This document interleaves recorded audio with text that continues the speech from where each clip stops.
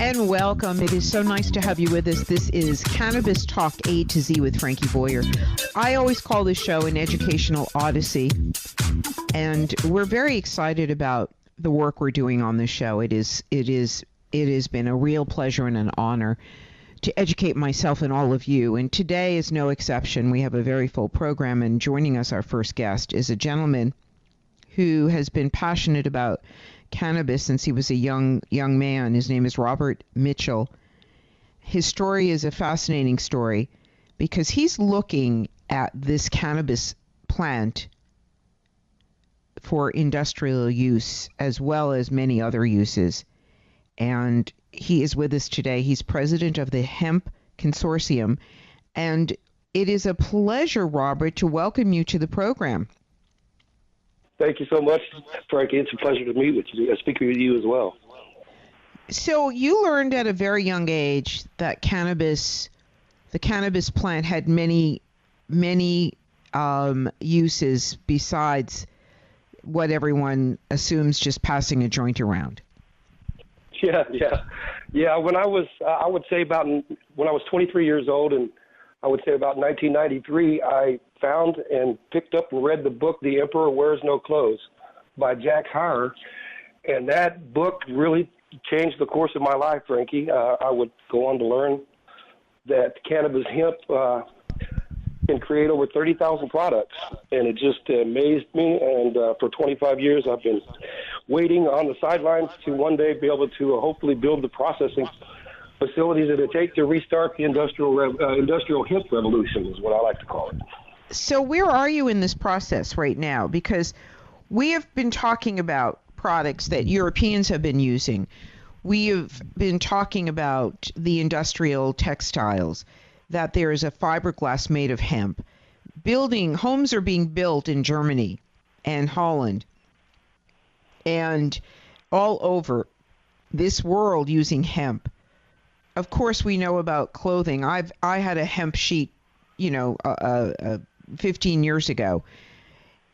Besides the food, there's personal hygiene products, medicines. I mean, it goes on and on and on. And I would gather that at this point, it's over 30,000 different products. It's probably tripled, if not more. So when do the rest of us get on board? When do we understand that cannabis could make a superior plastic that was eco-friendly?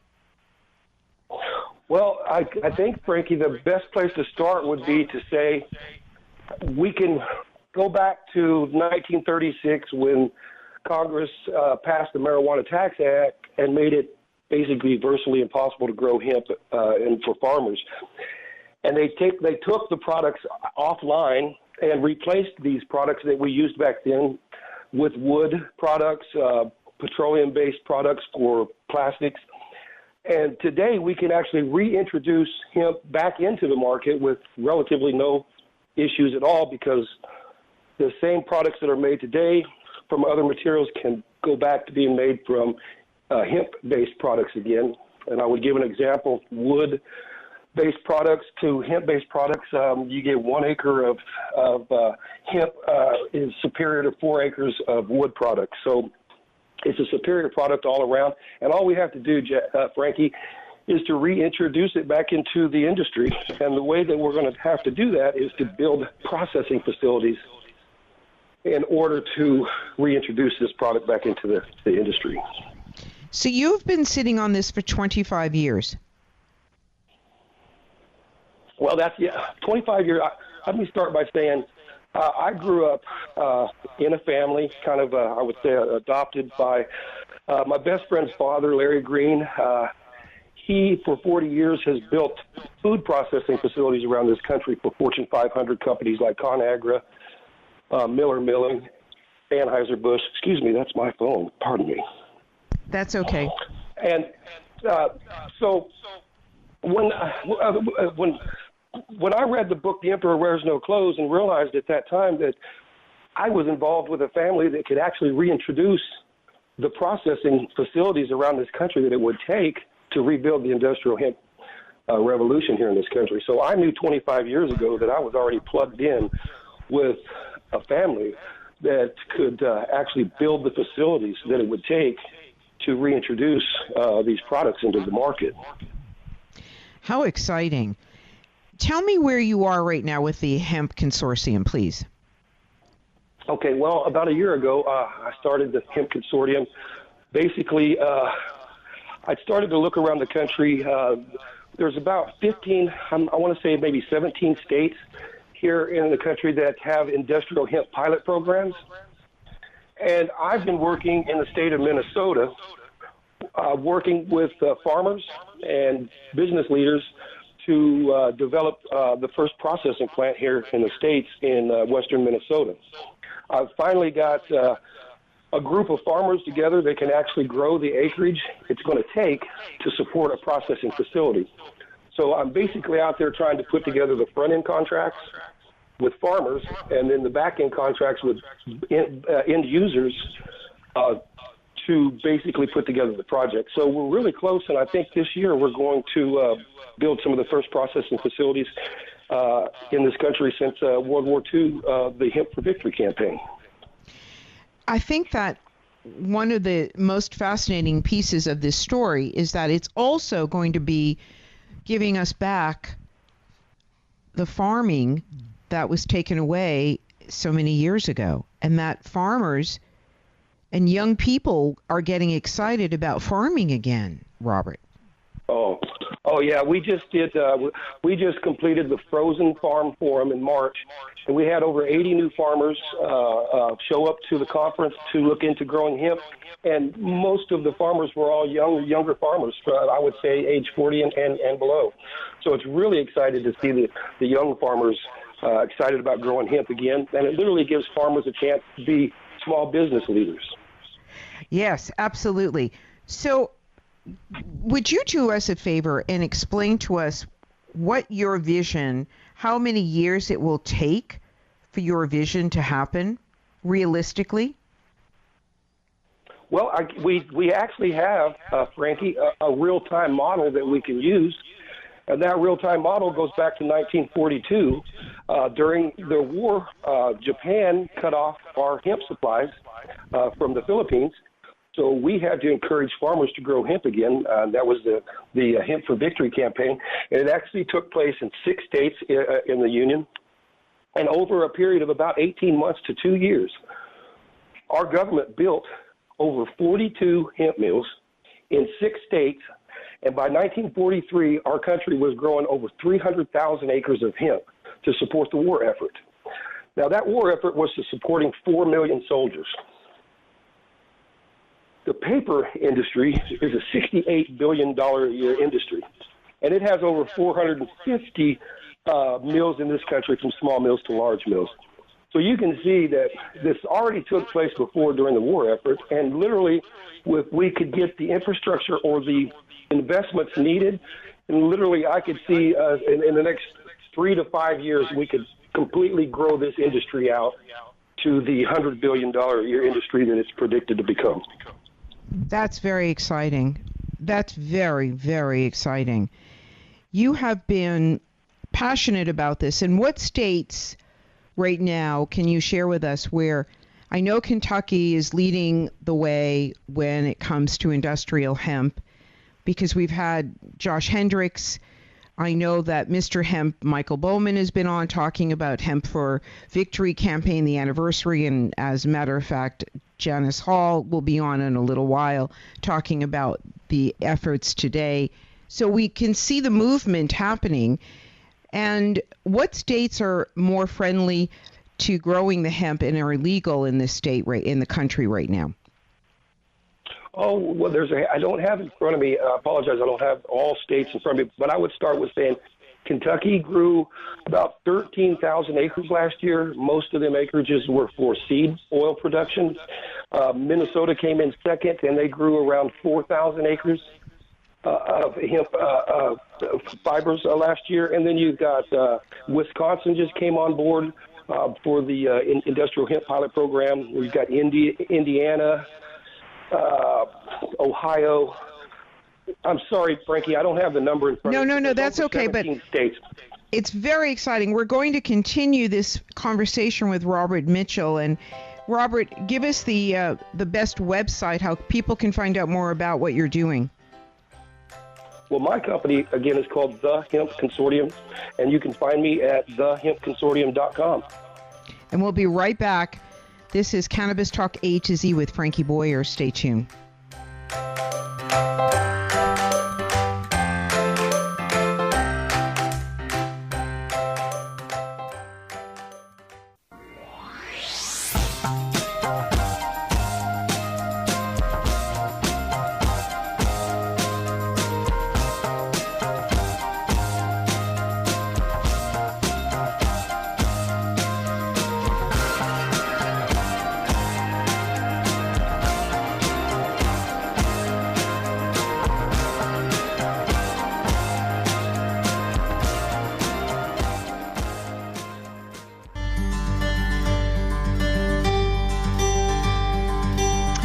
Welcome back. It is Frankie Boyer. Cannabis Talk A to Z with Frankie Boyer. And joining us today, I just love your story, Robert Mitchell. I love your story. A young man who read The Emperor's Wears No Clothes, and it changed his whole life about industrial hemp, about cannabis, that it was a superfood for our body, great for the soil, replenishes the soil, it changes the CO2 from the air. 1 acre of cannabis can capture 1.5 tons of CO2.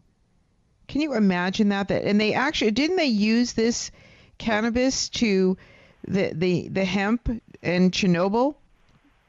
Yeah, they're using it now to remediate the soil. As soon as they got the meltdown under control, they planted acres of hemp around the Chernobyl site to remediate the soil. And if you Google summertime Google Chernobyl, you'll find hemp growing all around the site. Isn't that extraordinary, Robert Mitchell? You are just something else, boy. Tell us about your mission, your passion, your company. Well, my passion, again, is to build the infrastructure here in this country that it will take to process industrial hemp into the 30,000 different products that we'll need to reintroduce us into the industry. It's an exciting time. Like I said, I used the example of the Hemp for Victory campaign when we were able to build 42 mills in less than 2 years. So it's been done before. We can do it again. And I have the strategic partners in place ready to take this mission on and go out and build these processing plants where they're needed.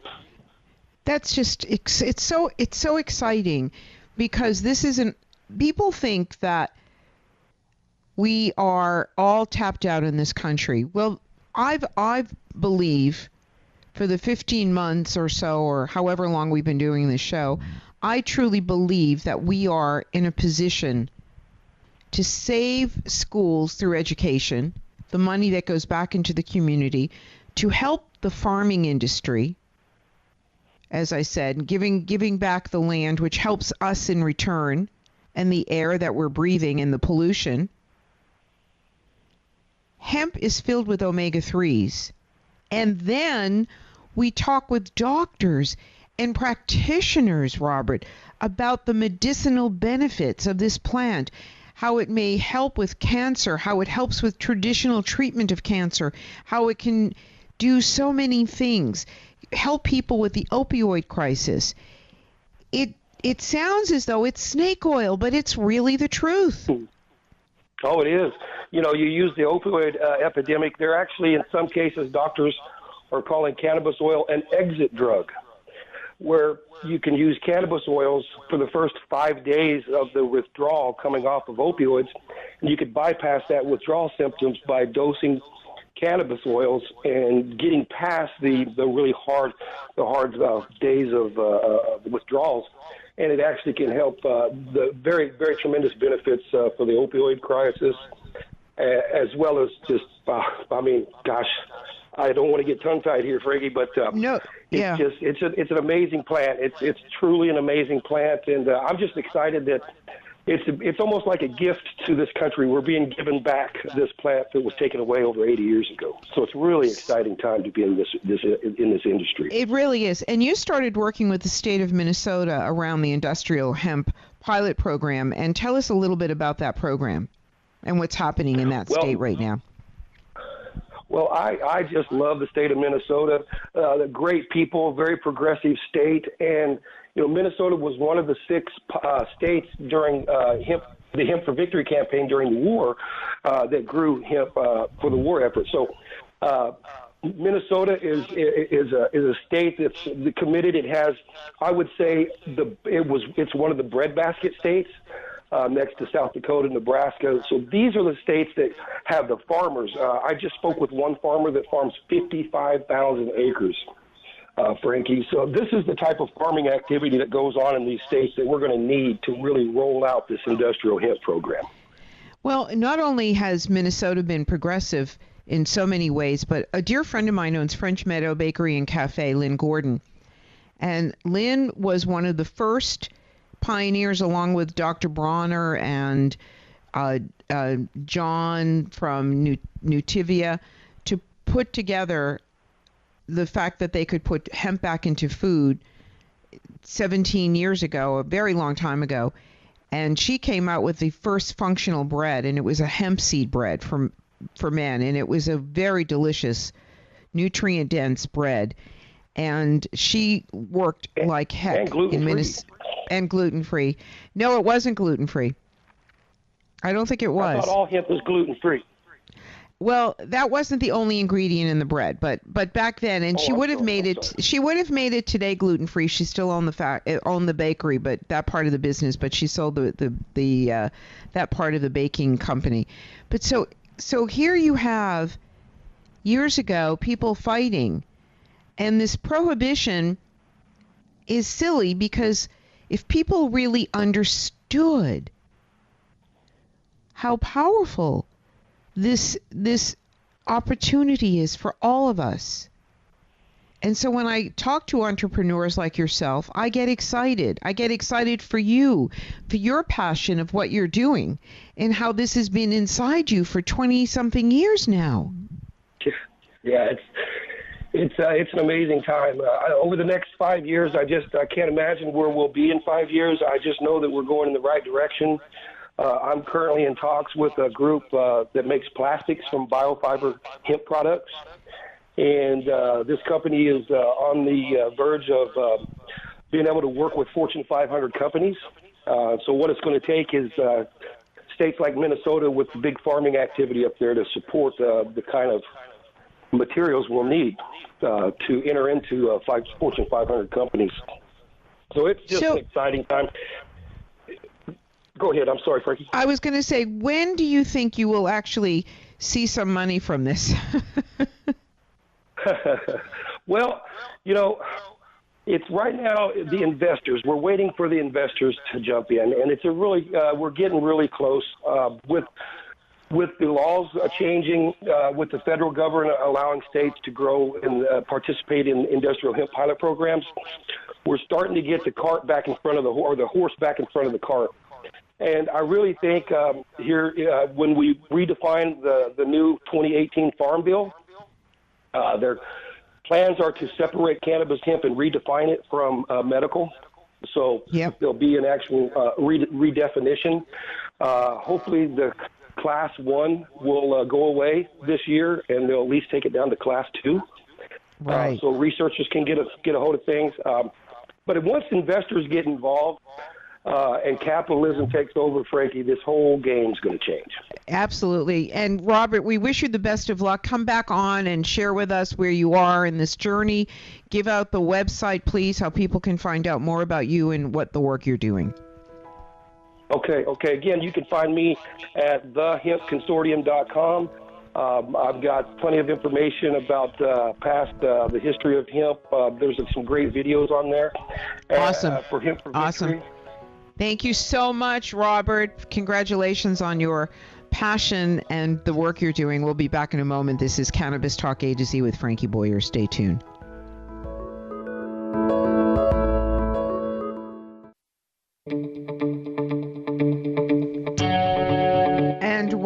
back. It is Frankie Boyer. This is Cannabis Talk A to Z with Frankie Boyer.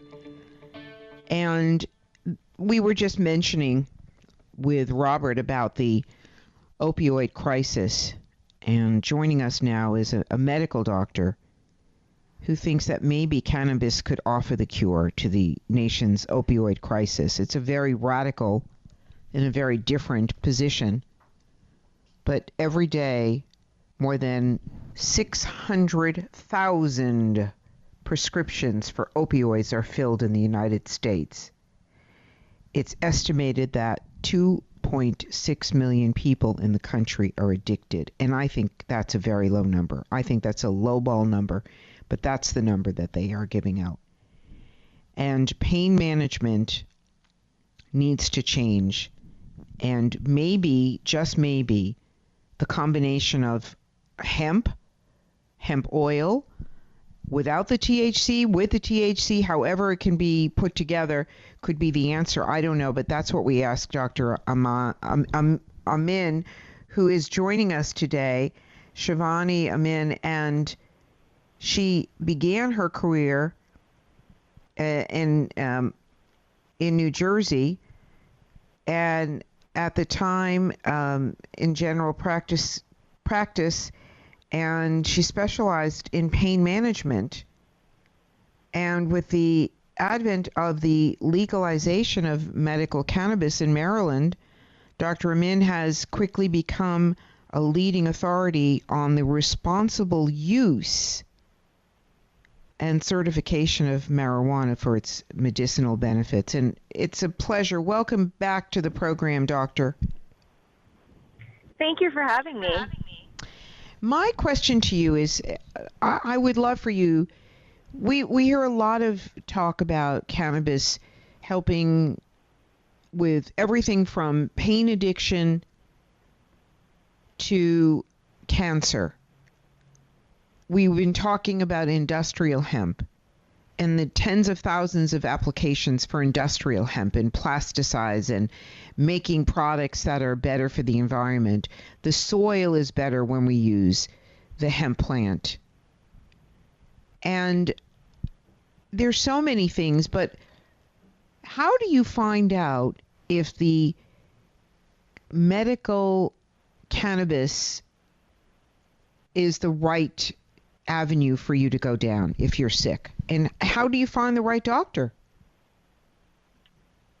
I mean, and that's a good question. I think it has a lot to do with doing your own research in the state that you're in. I mean, we now have 29 states that are legal for medicinal marijuana. And so there's a lot of patients out there that aren't really educated on the benefits of the plant. And I think that really everyone can benefit from it because the plant has over 400 different chemical compounds, and it's not just the CBD and the THC. A lot of the other chemical compounds we're just now learning about. And so I think it's important to kind of do your research in the state that you're in to find doctors and healthcare providers that have educated themselves in this field. Oh, absolutely. How are you using this plant in your practice? So I recommend it to all ages. It really just depends on the type of condition that they have. So I've treated everything from young kids with epilepsy to older adults with chronic pain and cancer. And it's worked in almost every single one of those cases, whether that's for pain relief or helping with appetite or just controlling the seizures. I want to ask you a question. If opioids are so problematic and they cause respiratory issues, I mean, do share with us some of the side effects besides the addiction. Well, it's exactly what you said. It can cause respiratory depression. Basically what that means is you have certain receptors in your brain and your brain stem that control your breathing, and when you take too many narcotics or opioid medications, it can oversaturate those receptors and cause your lungs to pretty much shut down. And there's a big difference between when it's okay to stop the opioids, and I guess there isn't a plan in place right now, a medical plan, or is there, that gives doctors a guideline of who should be taking it for how long and details like that? Are you asking in terms of the opioids? Yes.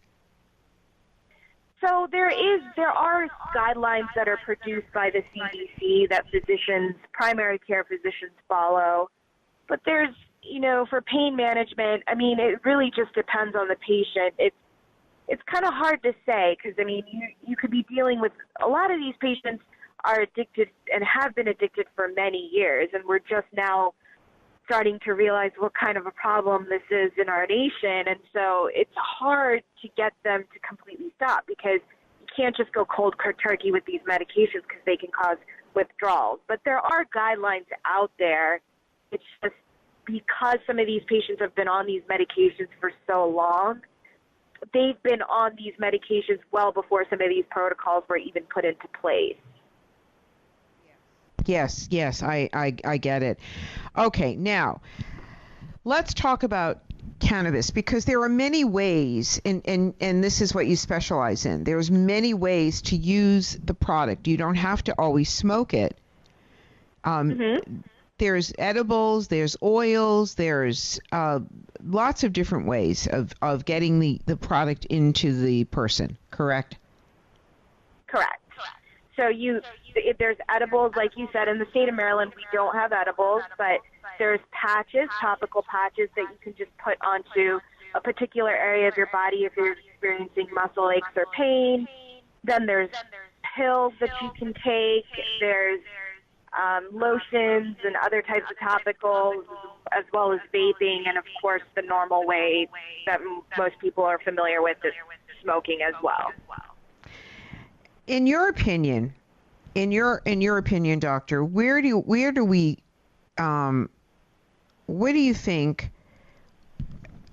do you think it will take to get this country to understand this opioid crisis and the role of cannabis to help?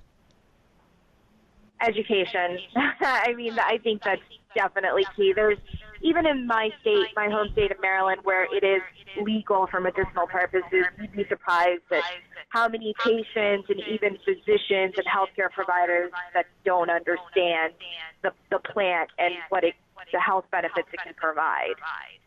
Right. And I just am excited for you, for what you're doing and the work that you're doing, because it must be so exciting. It definitely is. I mean, well, like I said, there's a lot of people, especially healthcare providers, that have been calling me on how to, I wouldn't say prescribe because it is still federally legal, but how to properly recommend to their patients so they can experience the benefits of this amazing plant as well. I'm just, I just can't wait for the classification, as we've been talking about on this show, to change for a while. Same, I agree, and I think we're getting there. I don't know. It's so frustrating.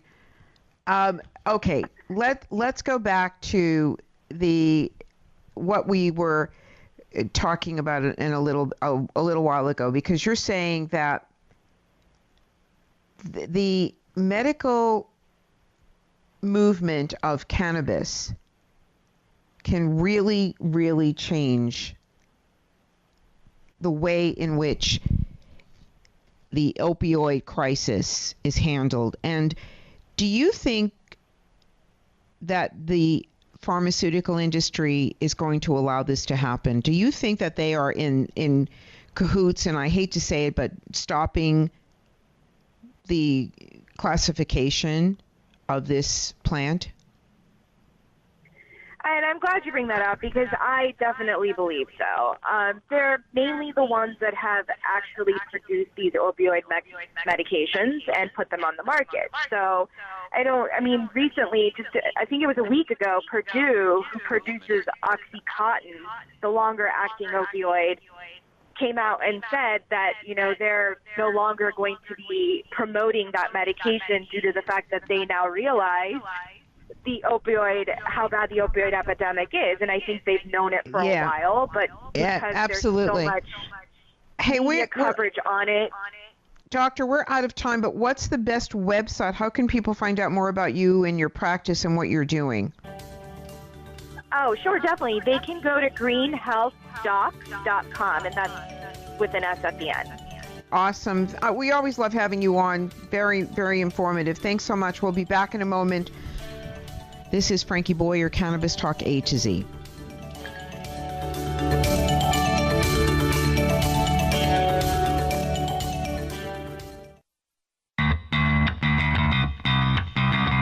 Welcome back.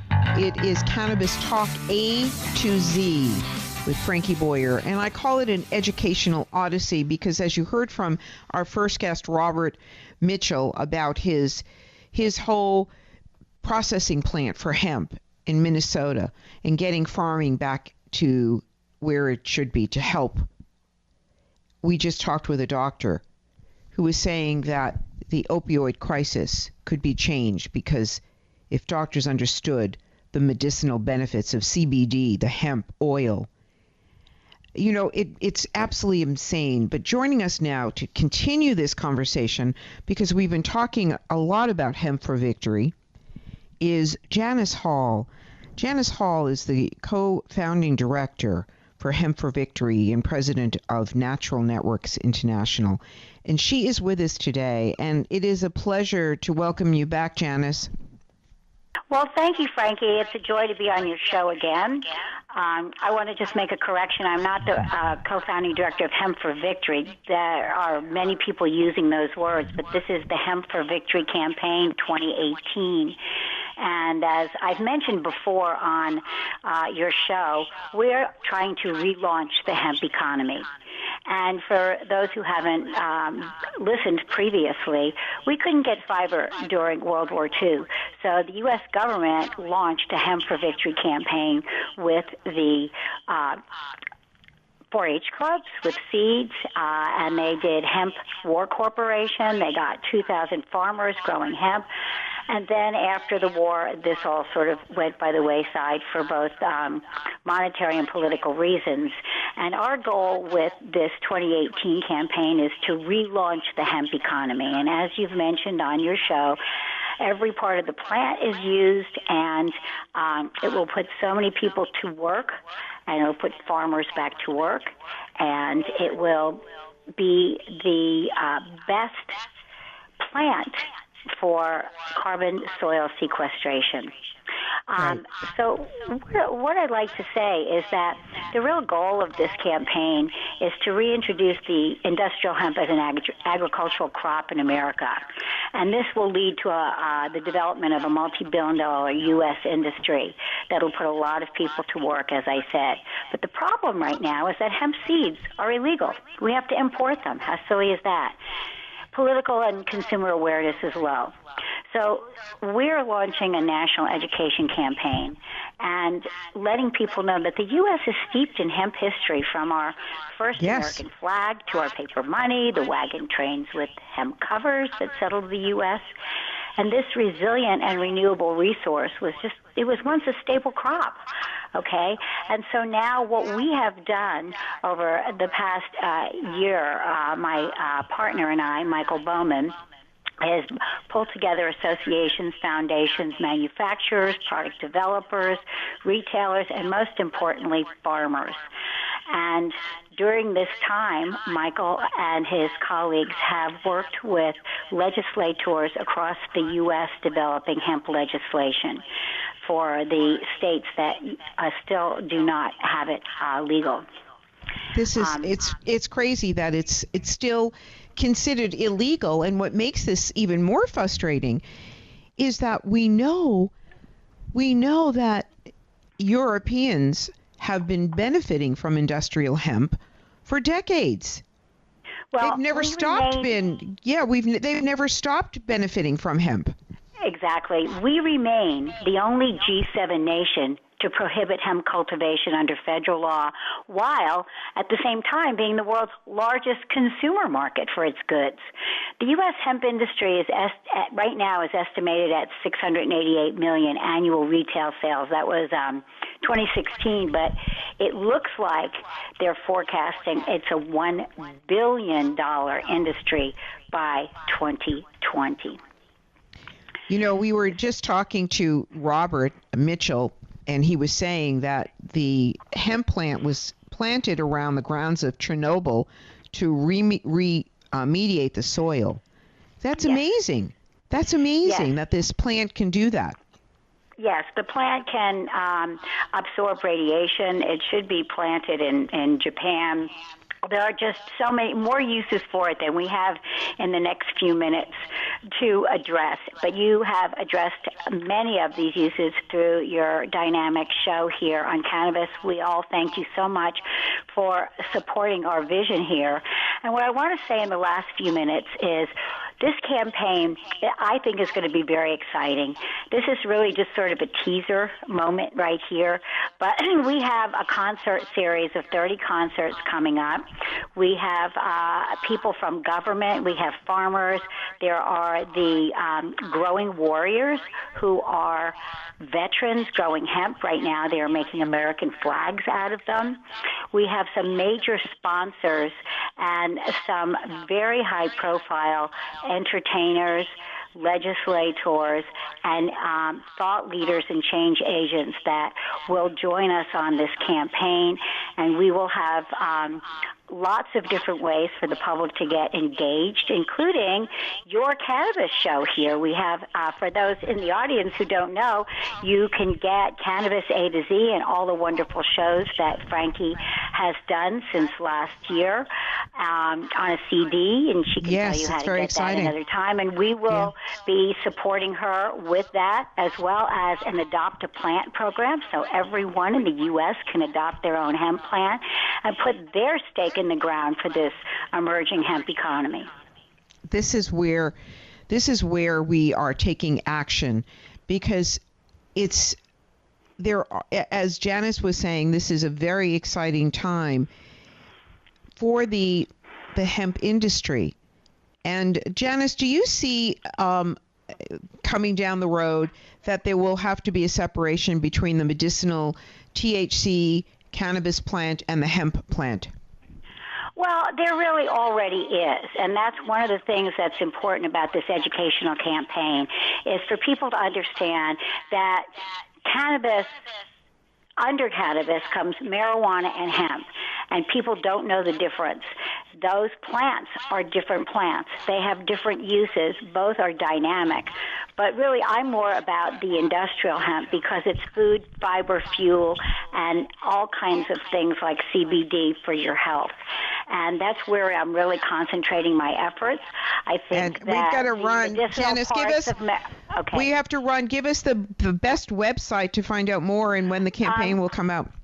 Yes, we'll be happy to let you know. Just keep tuned. We'll tell your audience to keep tuned to the Frankie Boyer Show and Cannabis A. Wonderful. Thanks so much, Janice Hall, and thank all of you. This has been another edition of Cannabis Talk A to Z with Frankie Boyer. Our educational odyssey will continue soon. Thanks for listening. Make it a great day, everybody, and as always, smile. There are clouds in the sky.